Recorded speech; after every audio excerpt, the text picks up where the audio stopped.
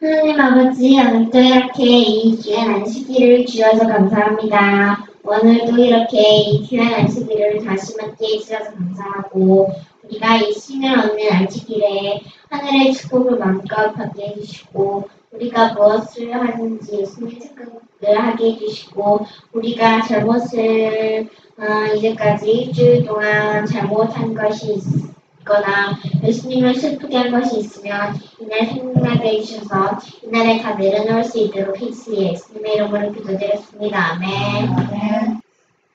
예수님이 무엇을 가르치고 있어요? 예수님은 하나님의 마음을 이 세상에 나타내기 위해서 오셨거든요. 그래서 사람들에게 하나님 마음을 보여줄 수 있는 것이 하나님의 율법이었거든요. 그래서 예수님께서 하나님의 마음을 나타내기 위해서 사람들에게 저거 줄였어요. 완전 줄였어요. 사람들에게 하나님의 마음을 나타내기 위해서 우리가 볼 수 있는 거는 하나님 율법을 딱 보여주면서 이렇게 이런 하나님의 마음을 가져라. 하나님 율법은 보면은 못 지킬 것 같고 두렵고 이런데요. 너무 좋은 거예요. 우리가 하나님을 전심으로 사랑하고 그냥 내 이웃을 진짜로 내 몸같이 사랑하면 이게 하나님의 율법을 다 이루는 거래요. 자, 이거 좋은 거죠? 우리가 하나님을 사랑하면 하나님께서 뭐 말씀만 하시면 온 세상을 다 주시고 안 되는 거 없이 다 주시는데, 그리고 우리가 이웃을 내 식구를 사랑하면 서로 불편하지도 않고 너무 좋은데 이게 왜 이렇게 안 될까요? 뭐 때문에 안 될까요? 문제는 뭘까요? 뭐 같아요? 몰라요. 몰라요. 그 속에 못된 자아가 죄가 들어와서 그래요. 이거를 하나님이 처음에 창조할 때는 이 자아가 사람 마음에 안 심겨졌는데, 이게 정말 하나님만 사랑하고 이웃만 사랑할 수 있는 그런 마음을 창조해 놨는데, 하늘에서 이 마귀가 세상에 와갖고 요거를 사람의 마음을 딴 걸 바꿔놓은 게 아니라 사람의 그 마음속 깊이에 있는 요걸 딱 바꿔나가 태어날 때부터 이기적인 사람이 됐어요. 자기밖에 모르는 사람이 됐어요. 자, 오늘 그래서 가장 중요한 것, 천국에 가려면 뭐 해야 되죠? 용서받아야 한다. 그것도 맞고 거듭나야 된대요. 그래서 진정한 거듭남이란 뭘까요? 진짜로 거듭나는 게 뭘까요? 자, 새로남으로서 거듭남으로서 사람의 마음은 하나님의 율법과 일치됨과 동시에 하나님과 조화를 이루게 된다. 우리가요, 하나님이 말하는 품성의 사랑을 가지고 거듭나야지, 거듭나는데도 사람들이 자기 수련, 자아를 지배하려고 붙여놓은 사람들이 맨날 공을 들여요. 저기에 해탈하고 뭐 이렇게 하려고. 그런데요, 어떤 이름으로, 어떤 뭐 아래서 우리가 내 자아를 없애고, 죄를 없애고, 또 뭐를 심느냐에 따라서 완전히 다른 세계의 사람이 되는 거예요. 그래서 우리가 하나님의 그 사랑의 마음과 일치될 때에 우리가 그게 진짜 거듭난 거예요. 거듭 안 나고 죄인들은 죄에 있을 때는 진짜요. 자기밖에 사랑하는 게 없고 이기적인 것밖에 없거든요. 요거를 딱 바꾸는 게 거듭나는 거예요. 자, 요한일서 3장 4절에요. 죄는 뭐냐? 죄를 짓는 자마다 불법을 행하는 죄는 불법이라고 했어요. 로마서 3장 20절에 그러므로 율법의 행위로 그의 앞에 어렵다 하시면 얻을 육체가 없나니 율법으로는 죄를 깨닫는 거래요. 죄는요 불법인데 율법은 법은요 죄가 네 이게 죄다 가르쳐 주는 거예요. 그런데 우리가 죄를 지었기 때문에 예수님이 죄값을 치르기 위해서 이 땅에 오셨거든요. 율법과 신앙과의 관계는요. 대장터 468쪽에 보면 하나님과 화목하는 첫째 계단은 죄를 깨닫는 것이다. 죄는 불법이라 율법으로는 죄를 깨달음이라. 죄인이 죄를 깨달으려면 먼저 자기의 품성을 하나님의 위대한 의의 표준에 비추어서 살펴보아야 한다. 그것은 어려운 품성의 완전함을 보여주는 거울로서 죄인에게 그 결함을 분별하게 해준대요. 그래서 거울이 있어야 내 속에 내 얼굴에 뭐 묻었는 거 알죠? 그리고 법이 있어야 내가 뭐 지었는지 알 수 있어요. 그래서 하나님 법에 첫째 계명 하나님 외에 다른 신을 섬기지 말고, 둘째 계명 아무 우상을 만들지 말고, 셋째 계명은 하나님 이름을 욕되게 하지 말고, 넷째 계명은 안식일을 거룩하게 지키고, 여기에 하나님을 사랑하는 하나님께 전적으로 해야 될 요거 하나님께 대한 사랑이고, 그 다음에는 뭐 부모를 공격하고 살인하지 말고, 이 모든 거는요 사람에 대한 사랑이에요. 모세가 하나님께로부터 계명을 산에서 받고 내려왔는데 얼굴이 빛이 광채가 나고 사람들이 다 아이고 못 보겠다, 햇빛보다 더 밝다, 못 보겠다고 그랬어요. 율법이 사람에게 그의 죄를 나타내 보여주기는 하지만 죄를 치료해 주지는 못한다. 율법은 순종하는 자에게 생명을 약속해 주는 반면에 율법을 범하는 것이 죽임임을 선고한다. 오직 그리스도의 복음만이 죄의 선고와 더러움에서 사람을 해방시킬 수 있다. 사람은 하나님의 율법을 범하였으므로 하나님께 회개하고 그리스도를 그의 속죄 제물로 믿어야 한다. 그렇게 함으로 사람은 전에 지은 죄를 간과하심으로 용서를 받고 신의 성품에 참여하는 자가 된다. 그리하여 그는 하나님의 아들이 되어 양자의 영을 받고 아바 아버지라고 부르짖게 된다. 아바 아버지가 뭐예요? 친아버지라고. 아바 아버지가 아바가 아빠래요. 그러니까 친아버지라는, 우리가요 율법을 보고 율법은 치료해 주지는 못하지만 그걸 보고 이걸 하지 마라 하라는 거를 안 할 때에, 그렇게 할 때에 우리가 하나님의 아들이 된대요. 그는 이제 하나님의 율법을 범하여도 무방한가? 바울은 그런즉 우리가 믿음으로 말미암아 율법을 폐하느니요 그럴 수 없느니라. 도리어 율법을 굳게 세우느니라. 죄에 대하여 죽은 우리가 어찌 그 가운데서 더 살리요? 라고 말한다. 요한은 하나님을 사랑하는 것은 이것이니 우리가 그의 계명들을 지키는 것이라. 그의 계명들은 무거운 것이 아니로다 하였다.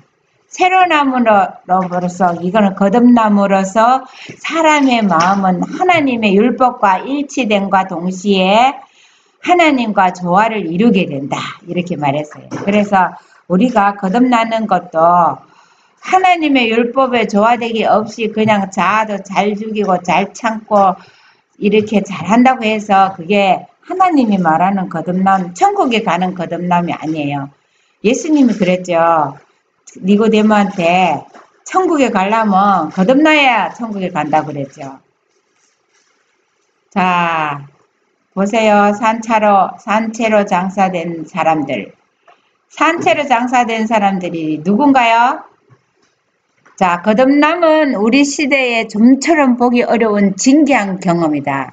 이것이 교회 안에 어려운 일이 그토록 많은 이유다. 교회 안에서 싸우는 거.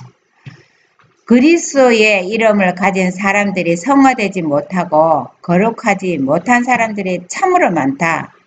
그들은 침례를 받았지만 산채로 장례를 치루었다.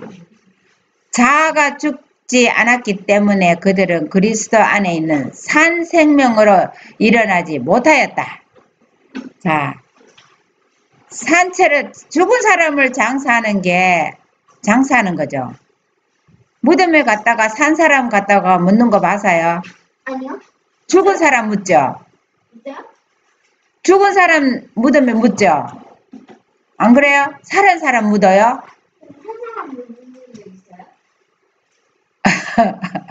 이게 산 사람 묻었대요. 누구요? 에? 누구요? 침례받은 게 뭔지 알아요? 네. 죽는 건데 안 죽고 내 자아는 안 죽고 침례. 내가 이걸 보면서 딱 생각해. 아, 침례받을 때 자아가 다 죽은 사람이 침례받는 거지. 아무나 받는 게 예수님 믿습니다 해갖고 침례받는 게 아니구나. 자아가 다 죽고 거듭난 사람이 침례받는 게 이게 진짜 침례받는 거나. 이거 안 하고 살아있는 대로 산채로 장사된 사람들은 뭐냐면 자아가 안 죽고 물에 들어갔다 나왔기 때문에 그리스도 안에서 예수님의 살아있는 생명을 못 받았대요. 의미가 없겠죠. 우리가 침례를 받으면 하나님 나라의 백성이 되는 표라고 했는데 하나님과 결혼하는 표라 그랬는데 이거 자아가 죽지 않은 거 침례받으면 소용이 없습니다. 읽어보세요. 이증은 294. 거듭남은 거의 모든 사람들이 깨닫지 못하는 과정이다. 세속적이고 죄를 사랑하는 마음을 변화시켜 그리스도의 말할 수 없는 사랑과 그분의 은혜의 매력과 하나님의 탁월하심을 깨닫게 하므로 영원히 거룩한 사랑에 젖고 하늘의 신비에 사로잡히게 하는 것은 작은 일이 아니다. 죄인이 이러한 일들을 이해할 때 그의 이전 생애는 가증하고 정오스럽게 보일 것이다. 그는 죄를 미워하고 하나님 앞에 그의 마음을 깨뜨리게 하며 그리스도를 영혼의 생명과 기쁨으로 받아들이게 된다. 그는 이전의 쾌락을 버린다. 그는 새로운 마음, 새로운 애정, 새로운 관심과 새로운 뜻을 갖는다. 거듭남은요, 사람들이 못 깨닫고요. 이게 진기한 일이래요. 이 일이 어디에서 일어나느냐면 우리 각자 사람에게 일어나는 거래요. 그래서 그 사람이 거듭나서 자아가 없는 사람 보면은 사람들이 다 그 사람을 매력 있게 따른대요. 자, 이번에 또 보세요. 좋은 거 있어요. 자, 거듭남은 뭐예요? 자아가 죽는 거예요. 자아가 죽으면 그리스도 안에 있는 산 생명을 일어나요. 거듭나면 그분의 의를 주신다고 했습니다. 구원을 얻지 못하는 것은 자아가 죽지 않았다는 것이다. 내가 맨날 구원 받았는 것 같죠? 자아가 안 죽은 사람 구원 못 받았어요. 하나님께서는 즐겨 자아를 굴복시키는 이에게 의를 주신대요. 자아를 굴복시켜야 하나님의 의를 받을 수 있습니다. 이 위대한 변화가 죄인의 마음속에서 이루어지면 그는 죽음에서 생명으로, 죄에서 성결로, 범죄와 반역에서 순종과 충성으로 옮겨지게 된다. 육신을 쫓지 않고 그 영을 쫓아 행하는 우리에게 율법의 요구를 이루어지게 한다. 그때의 심령에서 내가 주의 법을 어찌 그리 사랑하는지요. 내가 그것을 종일 묵상하나이다 라고 외치게 된다. 거듭난 사람은요, 하나님의 법을 마음에 묵상하고 하나님의 법이 얼마나 좋은지를 마음에 느끼면서 하나님을 사랑하고 이웃을 사랑하는 게 넘쳐나는 게 거듭나는 거예요. 그렇게 한 사람은 자아가 뭐라고 할 때 죽은 사람은 반응이 없죠. 자아가 안 죽었으니까 빠딱빠딱 반응하죠. 이거는요, 구원을 못 받는 사람이에요. 여호와의 율법은 완전하여 영혼을 소생케 한다. 율법이 없으면 사람들은 하나님의 신성성과 순결 그리고 자기 자신들의 죄와 불결에 대하여 올바른 관념을 가질 수 없다. 그들은 죄에 대하여 진정으로 깨닫지 못하고 회개할 필요성도 느끼지 않는다. 하나님의 율법을 어긴 자로서의 그들의 속절없는 상태를 알지 못하고 속죄하는 그리스도의 피가 필요함을 인정하지도 않는다. 율법이 없으면 우리가요, 뭐를 회개해야 되는지도 몰라요. 성화에 이르는 길은요, 이와 동시에 하나님의 율법을 등한히 하고 부인하는 데서 생기는 그릇된 성화에 대한 이론들이 오늘날의 종교 운동에서 현저한 위치를 차지하고 있다. 이런 이론은 교리상으로 거짓될 뿐 아니라 실생활에 있어서도 위험한 결과를 초래한다. 율법을 등한히 하고요, 그렇게 하는 사람은 성화되지 않았어요. 바울은 신자들이 성령 안에서 거룩하게 되어야 한다고 가르쳤다. 그러면 성령이 하시는 일이 무엇인가? 예수님께서는 제자들에게 진리의 성령이 오시면 그가 너희를 모든 진리 가운데로 인도하시리라고 말씀하셨다. 그리고 시편 기자는 주의 법은 진리로소이다고 하였다. 하나님의 말씀과 성령을 통하여 하나님의 율법에 구현되어 있는 의의 큰 원칙들이 사람들에게 알려진다. 하나님의 율법은 거룩하며 의로우며 선하며 완전하신 하나님을 그대로 나타내 주므로 그런 율법에 순종할 때 이루어지는 품성도 또한 거룩해진다. 우리가요, 거룩해지는 거가 하나님의 성령이 하나님의 마음이 어디다 가르쳐 줄게요. 자, 진리는 누구예요? 진리는 누구예요? 예, 요한복음 14장 6절에 나와요. 이거 외워요. 몇 장 몇 절? 요한복음 14장 6절 외워보세요. 시작. 예수께서 가라사대 내가 곧 길이요 진리요 생명이니 나로 맘지 않고는 아버지께로 올 자가 없느니라. 이거 요한복음 14장 6절 꼭 외우세요.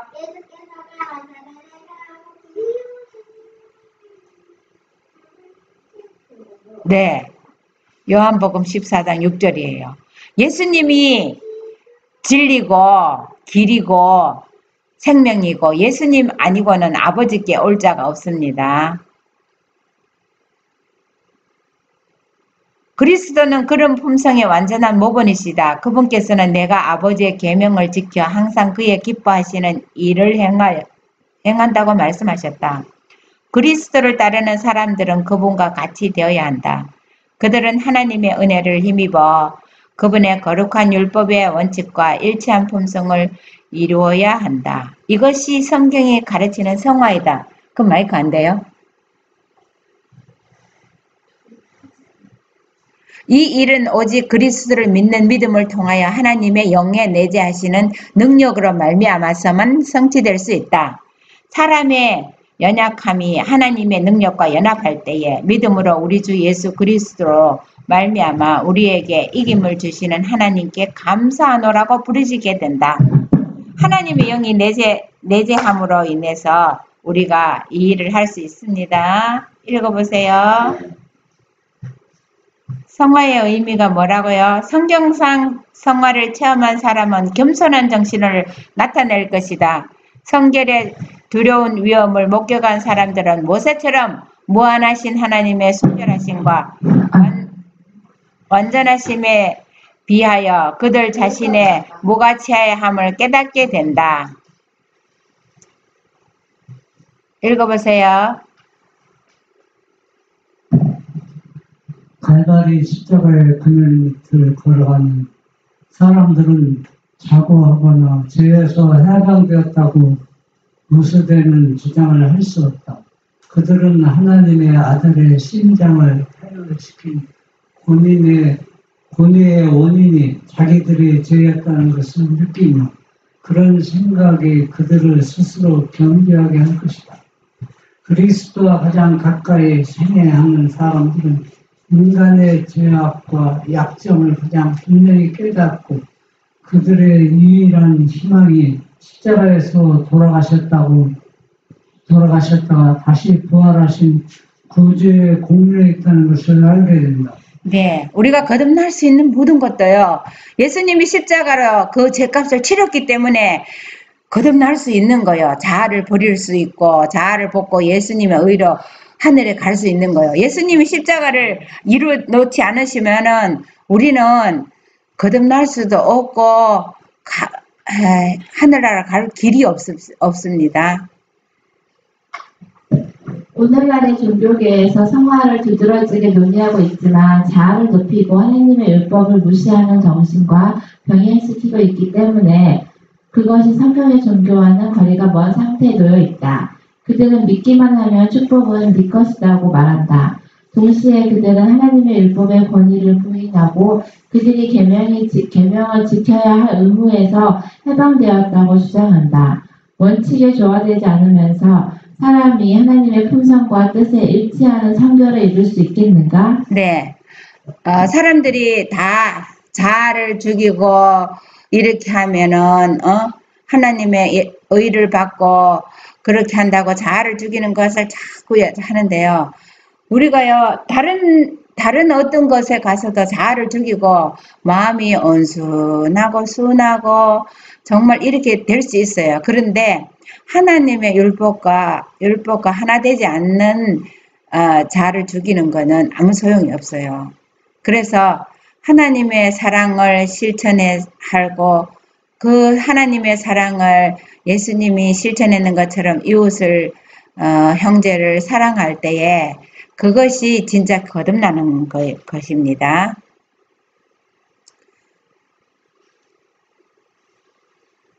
은별이 한번 읽어봐. 성경에서 설명한 성화는 전인, 곧 영과 혼과 몸을 다 포함한다. 바울은 데살로니가인들에게 보낸 편지에서 너희 온 영과 혼과 몸이 우리 주 예수 그리스도 강림하실 때에 흠 없이 보존되기를 원하노라고 하였다. 그는 또한 내가 하나님의 모든 자비하였으므로 너희를 권하노니 너희 몸을 하나님이 기뻐하시는 거룩한 산 제사로 드리라. 이는 너희의 영적 예배니라고 편지하였다. 네, 이거는요 우리가 영적으로만 아니라 육체도 건강해야 돼요. 이거가 우리가 몸이 아프면은 찬양도 못하고 몸이 아프면은 아무게 되는 게 없어요. 그래서 우리가 절제를 몸을 건강하게 하는 거가요 하나님께 영광 돌리는 첫째 길이에요. 그래서 우리 혼과 영과 몸이 다 건강해야 돼요. 마치 별들이 하늘에 큰 빛이 있어서 그 영광으로 저들이 빛나고 있다는 것을 말해주는 것처럼 별이 스스로 빛을 못 내죠. 태양의 빛을 반사해서 하죠. 그리스도인들은 우주의 보좌의 찬양과 모본의 대상이 되기에 합당한 품성을 가지신 하나님께서 자정해 계신다는 것을 나타내야 한다. 하나님의 영의 은혜와 그분의 품성의 순결과 성결은 그분의 증인들로 말미암아 드러나게 될 것이다. 하나님의 영이 성령이 임해 있는 사람은요 사람들이 품성으로 별이 태양을 반사하듯이 빛을 반사해야 됩니다. 우리가 하늘에 계신 우리 아버지의 약속을 믿는 믿음을 통하여 도달할 수 있는 높은 표준이 여기에 밝혀져 있다. 그리스도의 공로로 우리는 무한한 능력을 가지신 하나님의 보좌에 가까이 나갈 수 있다. 자기 아들을 아끼지 아니하시고 우리 모든 사람을 위하여 내어주신 이가 어찌 그 아들과 함께 모든 것을 우리에게 은사로 주지 아니하시느뇨. 아버지께서 당신의 아들에게 성령을 아낌없이 주셨으므로 우리들도 그 영으로 충만함을 입을 수 있다. 예수님께서는 말씀하십니다. 이 말씀 봐요. 우리가요 하나님의 영을 받아야 거듭날 수 있고 다 하는데 아버지께서 당신의 아들에게 성령을 아낌없이 줬는데 하나님의 영을 줬는데 요즘 세상의 교회에서는 이거는 하나님의 영이 아니라 또 성령 하나님의 영을 줘서 성령 하나님의 능력으로 그렇게 능력을 병고치고 이적을 행했다고 이렇게 하는 정말로 같은 성경 말씀을 보고도 이렇게 완전히 180도로 달라진 세상에 이렇게 사람들이 혼돈하고 있습니다. 그리스도인 생애는 겸손으로 특징 지어져야 한다. 하지만 슬픔과 자아 열시 같은 것으로 특색이 이루어져서는 안 된다. 머리는 숙이고 심중은 자아에 대한 생각으로 충만해 있으면 참된 겸손의 증거가 아니다. 우리는 예수님께로 나아가 깨끗하게 되고 율법 앞에 부끄러움과 가책 없이 설 수 있어야 한다. 그러므로 이제 그리스도 예수 안에 있는 자에게는 결코 정죄함이 없느니라. 그런데 또 너무 있잖아요. 자기 슬퍼갖고 뭐 자기 자신을 열시하는 거. 자기 자신이 너무 그거를 자아가 죽었다고 해서 너무 자기 자신이 아무 말도 못하고 그냥 그렇게 하는 거는 하나님께서 그거는 원하는 것이 아니라고 했습니다. 무슨 말인지 모르겠어요? 열시는 자기 자신이 그건 우리 아니 걱정할 필요 없어.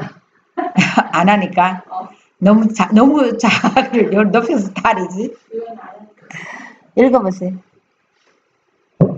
하나님에 의한 승리의 생애. 타락한 아담의 자손들이 예수님을 통하여 하나님의 아들들이 된다. 거룩하게 하시는 자와 거룩하게 함을 입은 자들이 다 하나에서 난지라. 그러므로 형제라 부르시기를 부끄러워 아니하신다. 그리스도인 생애는 하나님을 믿는 믿음과 승리와 기쁨의 생애가 되어야 한다. 대저 하나님께로서 난 자마다 세상을 이기느니라. 세상을 이긴 이김은 믿음이니라. 네. 하나님은 거룩하게 하시는 자는요, 예수님은 우리를 용서해요. 그래서 용서받은 사람은 다 한 하나님의 자녀가 되는 겁니다. 그거 우리가 믿음으로 되는 거예요.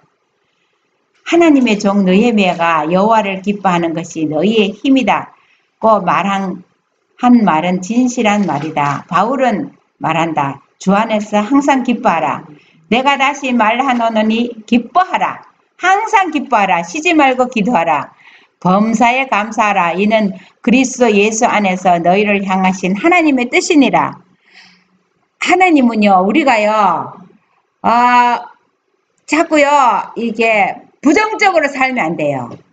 여호와 하나님을 믿는 사람은 주 안에서 항상 기뻐하고 기도하고 감사하고 즐거운 생활을 해래요. 그래서 기쁨이 충만해야 돼요.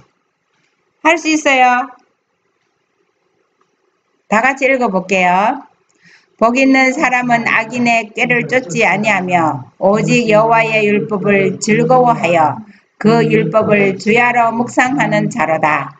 저는 시냇가에 심은 나무가 시들을 쫓아 과실을 맺으며 그 잎사귀가 마르지 함 같으니 그 형세가 다 형통하리로다.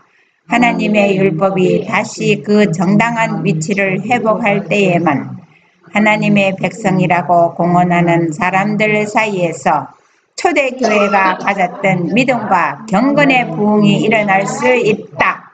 여호와께서 이같이 말씀하시되 너희는 길에 서서 보며 옛적 길, 곧 선한 길이 어디인지 알아보고 그리로 행하라. 너희 심령이 평강을 얻으리라. 네, 옛적 길, 옛날에 주신 하나님의 이 세상을 만들었을 때 주신 율법을 우리가 그것을 정말 우리의 것이 내가 실천할 때 경건의 부흥이 일어납니다. 우리 모두가 다 하나님의 율법을 사랑함으로 주야로 거듭난 사람은 하나님의 율법이 주야로 묵상하는 사람이고 기뻐하고 즐거워하는 사람입니다. 우리 자아가 다 죽고 예수님의 의를 받아서 정말 하늘을 구원받은 백성이 다 되기를 바랍니다.